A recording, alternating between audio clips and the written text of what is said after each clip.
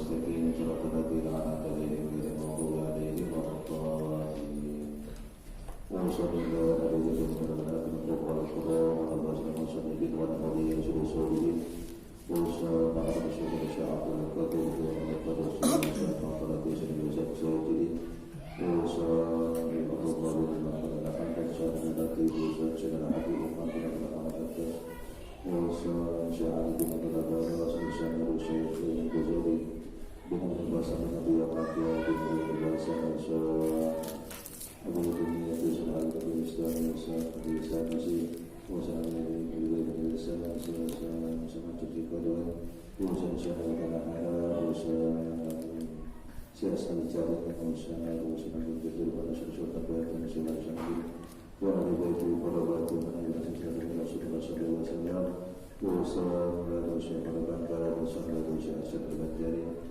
usaha usaha kumpul harta berusaha Al-Syarikat usaha menyelesaikan anak baru usaha baru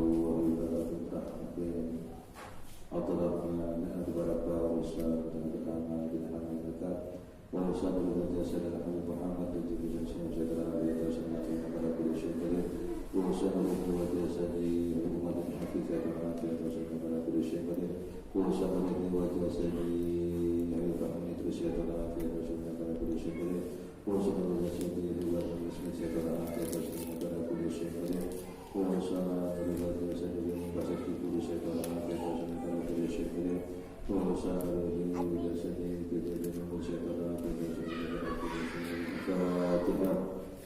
Alhamdulillah wassalatu wassalamu ala rasulillah ya kana ya kana sallallahu alaihi wasallam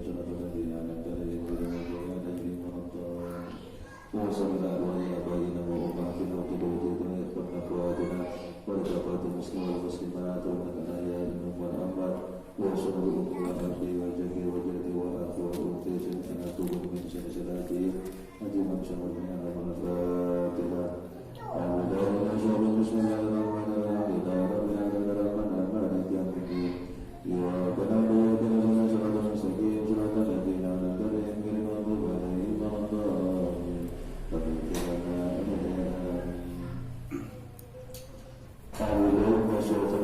Bismillahirrahmanirrahim. Qala al-mu'allif rahimahullahu ta'ala fi hadzal kitab wal ju'a al-syafa'i dan memilih lapar meninggalkan perut kenyang, meninggalkan lapar dan meninggalkan perut kenyang. Ruwiya annahu sallallahu alaihi wasallam qala, diriwayatkan sesungguhnya Nabi besar Muhammad sallallahu alaihi wasallam telah bersabda, idza aqalla ar-rajulu tu'ma idza aqalla ar-rajulu at-tu'ma, apabila seseorang lelaki menyedikitkan makanannya, apabila seorang lelaki menyedikitkan makanannya, mala Allahu, maka Allah akan memenuhi, mala Allahu, maka Allah akan memenuhi jaufahu nuran, perutnya dengan cahaya, perutnya dengan cahaya. Rawahu Ad-Dailamiyu, hadis riwayat Imam Dailami. Wa ruwiya anna sallallahu alaihi wasallam qala,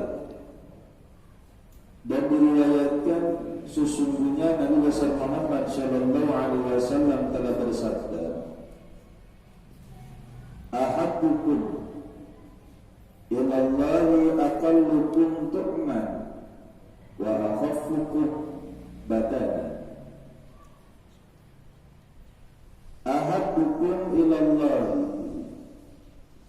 adapun yang paling dicintai Allah, adapun yang paling dicintai Allah kepada kalian, aqallukum tu'man, yaitu yang paling sedikitnya makan. Aqallukum tu'man adalah yang paling sedikitnya makan. Wa akhafukum badana, dan yang paling ringan badannya, dan yang paling ringan badannya. Wa ruwiya anna sallallahu alaihi wasallam qala,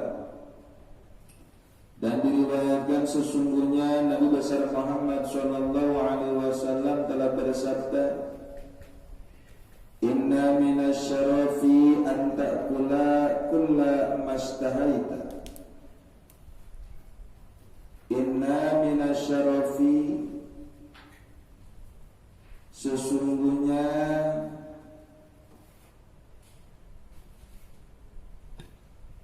dari sebagian berlebihan, inna minasyarafi, sesungguhnya setengah dari berlebihan, antakula, yaitu engkau memakan, kulla mastahaita, setiap apa yang engkau inginkan. Kulla mastahaita, setiap apa yang engkau inginkan. Rawahu Ibnu Majah, hadis riwayat Imam Ibnu Majah. Nah, segitu dulu ya.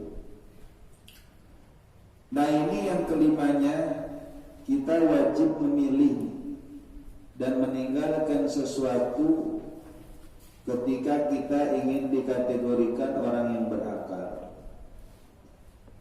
Yang kelimanya ini wal ju'a ila syab'i, yaitu memilih lapar meninggalkan kenyang. Jadi Rasulullah itu dari dulu mengajarkan kita itu, terutama para santri kita nih, itu membiasakan lapar. Jadi kalau kita belum lapar, jangan sekali-kali makan. Jadi kita makan itu di saat lapar. Dan kita makan pun tidak membatasi kapasitasnya, jadi tidak berlebihan. Jadi mumpung ada makanan kita buat terus misalkan, enggak begitu aturan. Nanti kalian akan terbiasa. Nah, terus apakah makan salah? Enggak salah. Banyak makan enggak salah. Yang penting enggak kemarakaan bahasanya. Yang penting enggak kemarakan. Kemarakan itu lebih. Tapi tadi kita itu memang harus menyedikitkan makan. Kalau santri-santri dulu begitu. Makanya bedanya santri salafiyah dengan santri modern. Kalau santri modern kan makannya disiapin. Kalau di hari itu nggak makan, ntar nggak ada makanan. Orang makan hari itu dijadwal. Kalau kita kan semuanya kita mau makan sekarang, mau ntar kayak kapan aja bisa, gitu kan? Itu pola para wali itu begitu. Jadi makan itu enggak harus hari itu makan, walaupun kita masih rada kenyang kita makan terus enggak boleh. Nah, Rasulullah sallallahu alaihi wasallam qala idza aqalla rajulu thumma mala'ahu Allahu zawfan nuran.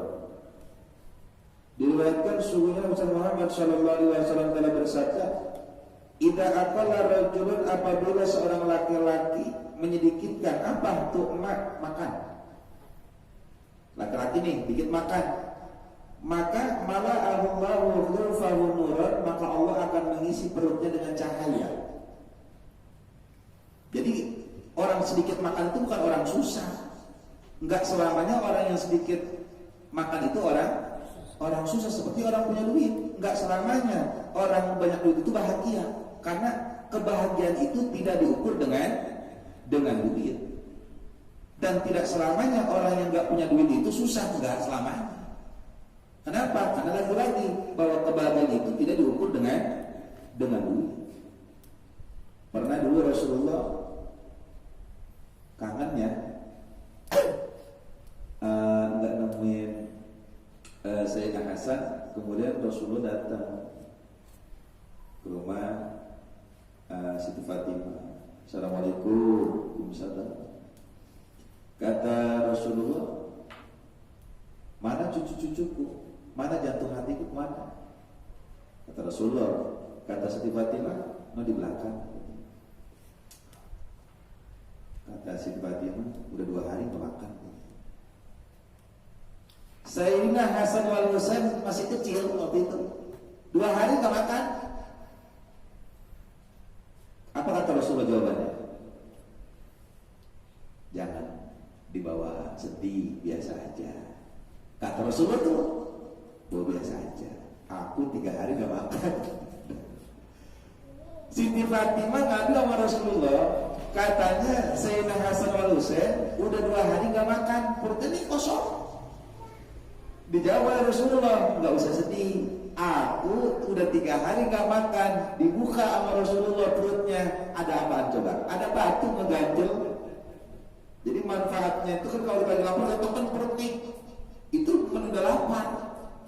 Makanya Rasulullah diikat. Kenapa? Karena kalau misalkan nggak diikat batu itu, ketika dibuka itu lapar kan. Tapi kalau ditekan terus, diikat, itu nggak betul berbek enggak. Karena nunda. 2 hari, bayangin. Sayyidina Hasan wal Husain itu gak makan. Berarti Siti Fatimah pun gak makan. Orang anak yang gak makan, berarti emaknya pun gak makan. Dan hebatnya lagi Rasulullah gak makan 3 hari. Apa Rasulullah diam? Enggak. Rasulullah pergi. Rasulullah pergi ngapain coba? Nyari kerjaan. Padahal Rasulullah kalau hari itu minta sama Allah, ya Allah kirimkan makan setruk, dikirim sama Allah setruk. Kalau hari itu Rasulullah, tapi Rasulullah enggak. Kenapa? Kalau Rasulullah paham betul manfaat dari rasa lapar itu, tahu apa itu. Saya bilang tadi takarannya tuh. Saya tanya, Siti Khadijah saat itu susah atau bahagia? Pertanyaan saya, susah atau bahagia? Hah? Bahagia. Bahagia. Nggak ada sejarahnya mencatat kehidupan Siti Fatimah itu nggak bahagia, itu nggak ada sejarahnya. Kehidupan Sayyidina Hasan, Sayyidina Husain, Sayyidina Ali, nggak ada sejarahnya itu nggak bahagia. Bahagia walaupun dalam keadaan susah. Jadi kalian nggak boleh bahwa menyebutkan kebahagiaan orang, kesusahan orang itu kalian ukur dari nominal dunia, itu salah.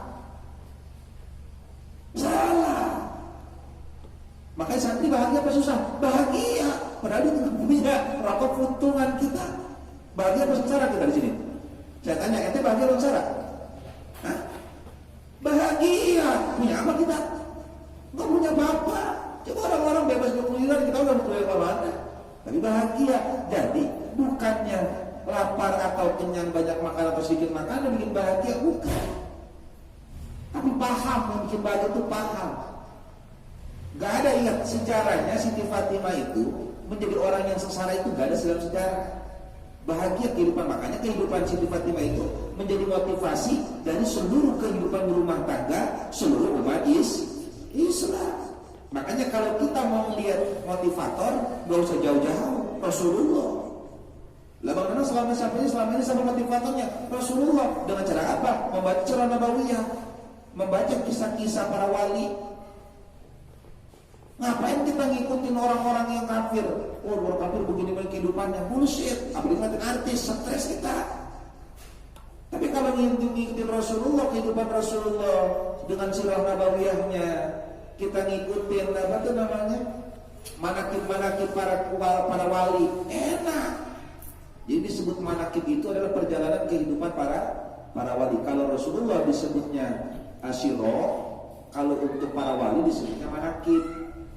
Jadi kalau ada orang baca manakib, berarti sedang membicarakan riwayat kehidupan tentang para wali. Walaupun ada yang bahasa Indonesia, bahasa Jawa, bahasa Sunda, ataupun bahasa Arab, itu variatif. Sama kita baca maulid itu sedang baca syiroh.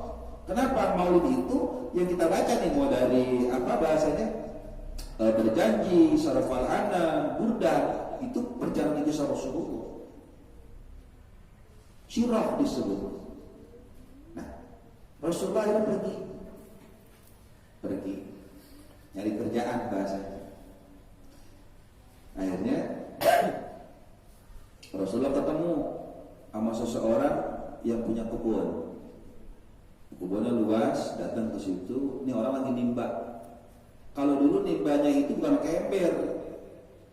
Jadi kulit onta itu kan disembelih itu kayak kita bikin beduk. Kalau kita lagi menyembelih sapi atau kambing kan dibuka gitu. Ah itu diikat pinggir-pinggirannya. Jadi ngambilnya begitu kan gak bolong kan? Terus dikerek, terus ambil, jadi bukan ember, pakai gituan kulit. Akhirnya Rasulullah melamar kerjaan, ke situ ceritanya.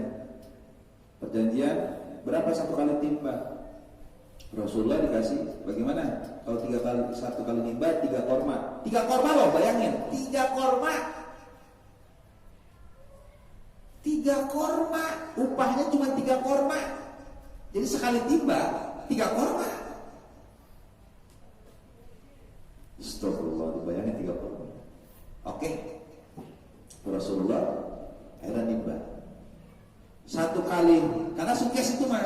Jadi satu nimba bayar, satu nimba 3 korma. Setelah Rasulullah awal Rasulullah udah mulai nimba, dapat satu kan dibayar tuh. Langsung dimakan sama Rasulullah. Dimakan sama Rasulullah.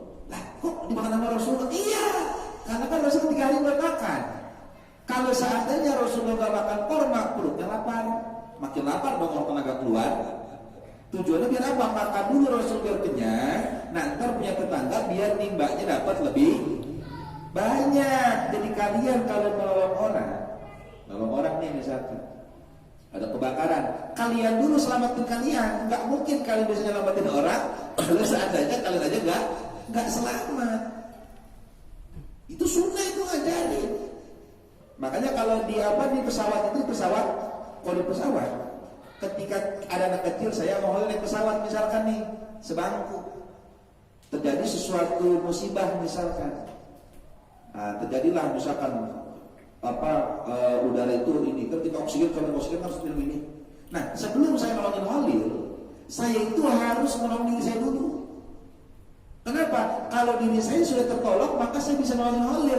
Lah kalau saya ribet nolongin si Holil, lah akhirnya dia kagak tertolong, saya mati. Paham nggak?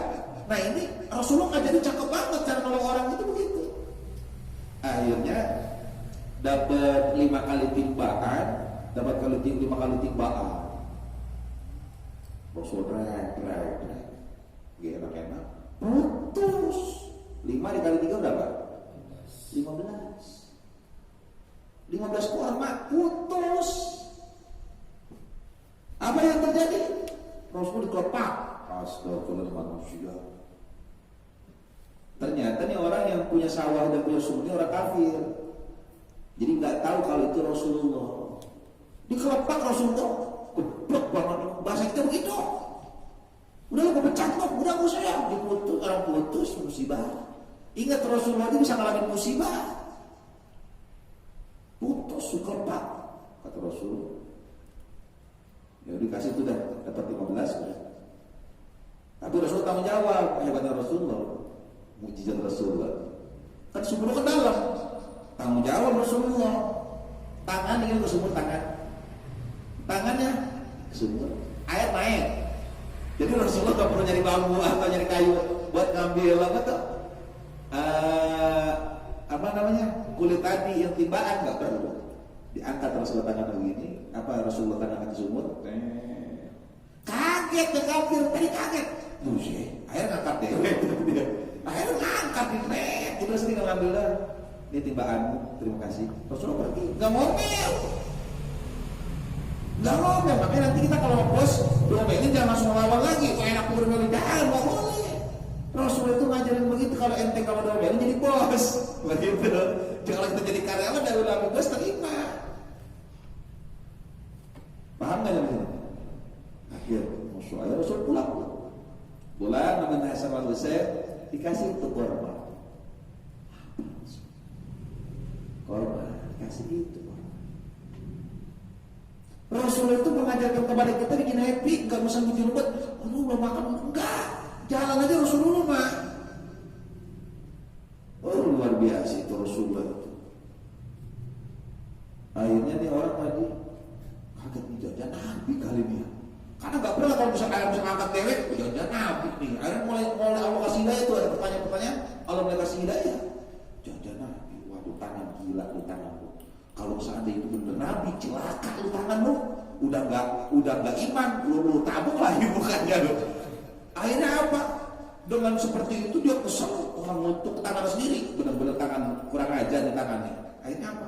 Dia ngambil pedang tangan kiri, akhirnya tangan kanan dipotong dewek. Kurang ajar dipotong dewek, ceprak. Buntung hari itu juga. Rasulullah udah pulang, Rasulullah dia tinggal sendirian di situ. Akhirnya nggak lama kemudian kelepuk tapi nggak pingsan baru ke mana-mana. Udah mulai lemes, lewat sahabat. Melihat orang tangannya buntung, kaget disamperin. Ada apa?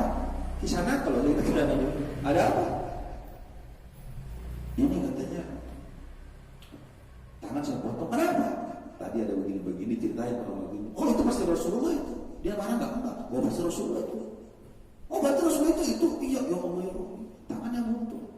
Akhirnya apa yang terjadi? Ayo ikut. Diajak sama sahabat pergi Rasulullah. Rasulullah masih di rumah Siti Fatimah.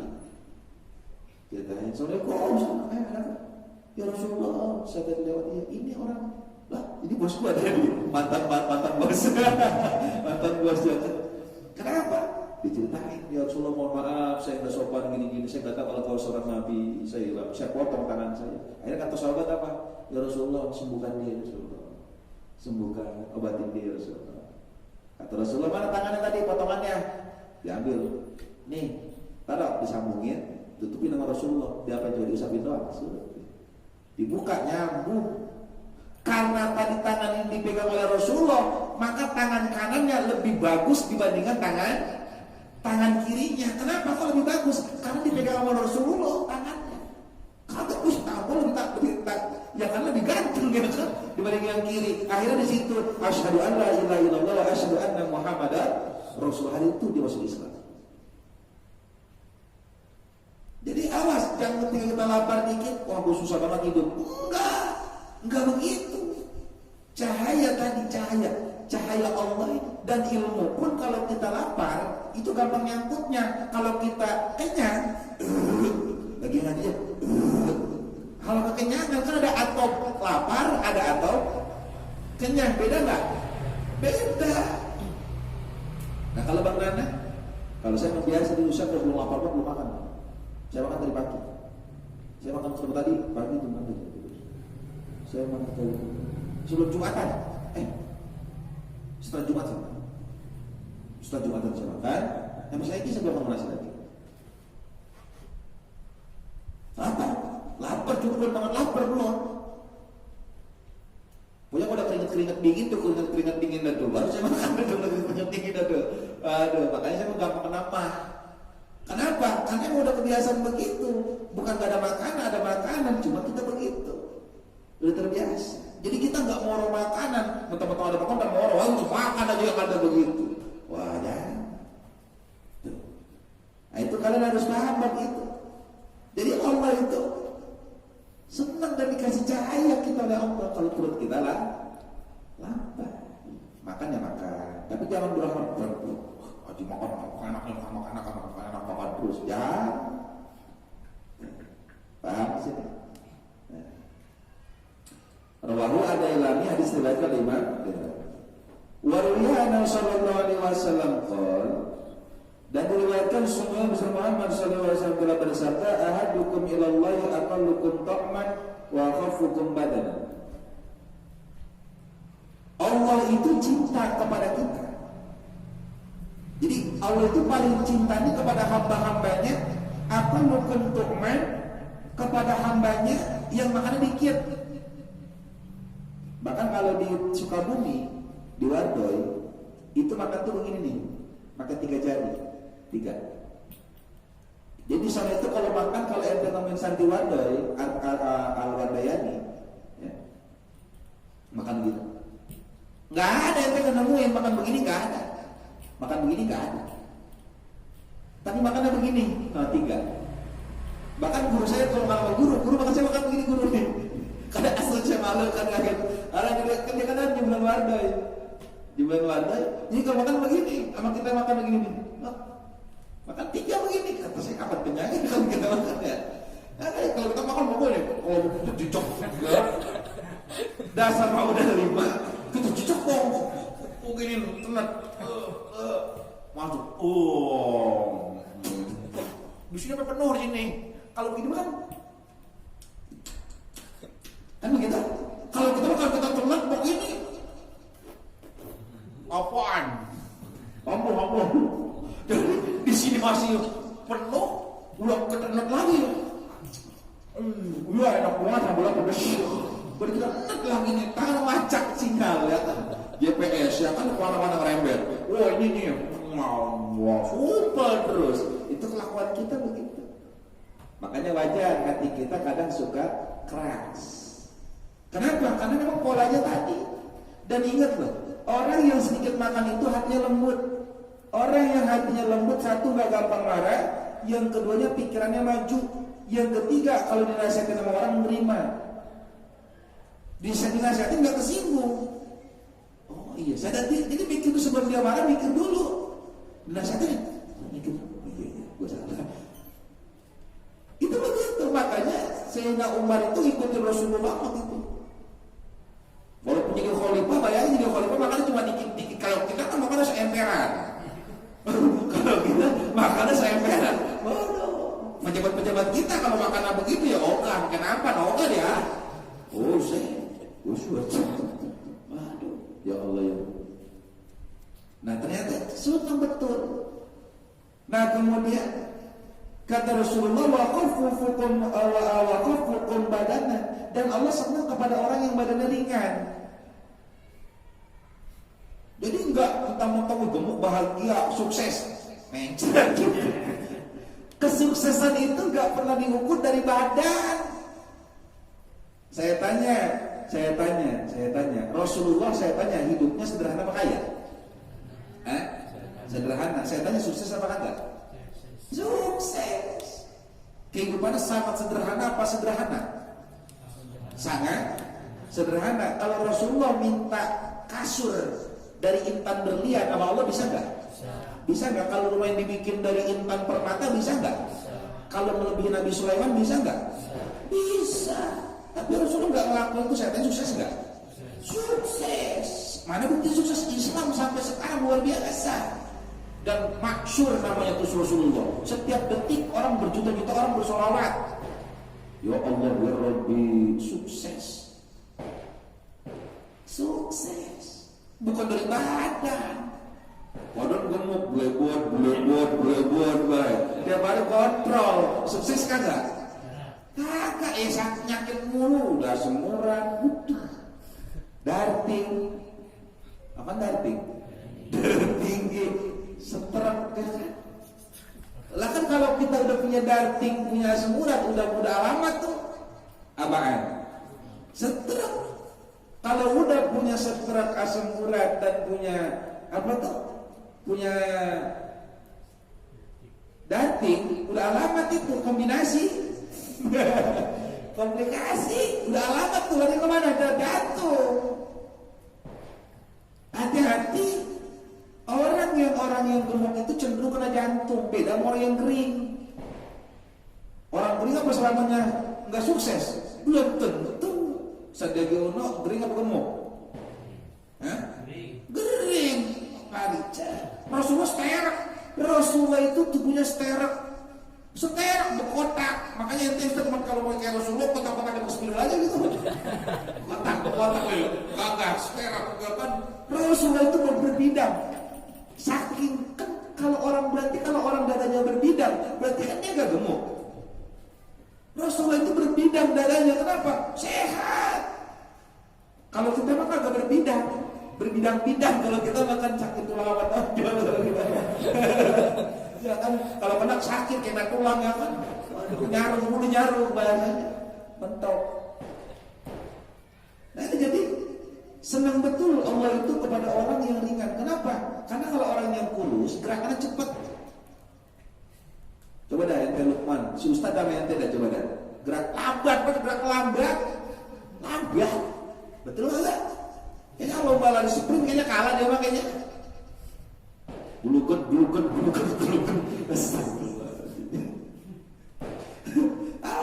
Lihat di Lukman kayaknya capek buat ketinggalan si Lukman kayaknya. Kalau dia jalan, kita yang capek. Dia jalan, kita yang capek. Bener nggak? Ini bukan bohong, fakta, betul nggak? Atau nggak orang gemuk, ada semua orang budewan jalan, dia yang jalan kita yang ngos-ngosan. Dia yang jalan, kita ngelihat kita yang ngos-ngosan. Mengapa capek banget kayaknya? Cuma kalau kita geraknya enak, mau naik apa juga, naik pohon kelapa oke aja. Coba dia naik pohon kelapa, merosot lagi. Coba deh. Ya Rasulullah, makan sedikit. Jadi jangan, wah gering. Uas gemuk apa gering? Banyak gak duitnya? Banyak, sukses apa enggak? Sukses. Jangan ente pikir orang banyak duit selalu gemuk baik dia. Bos rakyat. Justru kebanyakan orang yang gemuk itu orang yang gak sukses kalau menurut saya. Betul gak kira-kira? Betul-betul nama gering juga kalau gemuk dia baik. Mentang-mentang gering baik nah betul ya kan? Kebanyakan justru orang yang gemuk itu yang gak sukses. Kenapa? Lambat geraknya. Kebanyakan mikir, kemana? Gue begitu ngos-ngosan, cepet lapar lagi orang gemuk cepet lapar, cepet haus. Kita malah alhamdulillah begini. Makanya kurangin tuh ente makan. Mulai sekarang makan opak, makan opak. Masih kurangin. Bukan tak boleh gemuk, boleh. Tapi di sini Allah lebih senang kepada orang yang badannya kurus. Bilal bin Rabah, terak badan. Sayyidina Umar, terak nggak gemuk. Wah, mantap ya. Wes ala korte. Kakak. Mantap pokoknya. Jadi jangan pernah risih. Satu sama kamu gering-gering banget, belum tahu senjatanya gemuk ya kan. Padahal boleh goreng senjata gemuk ke Jamal. Kalah tukang sindang. Tukang sindang kan gagah tukang sindang.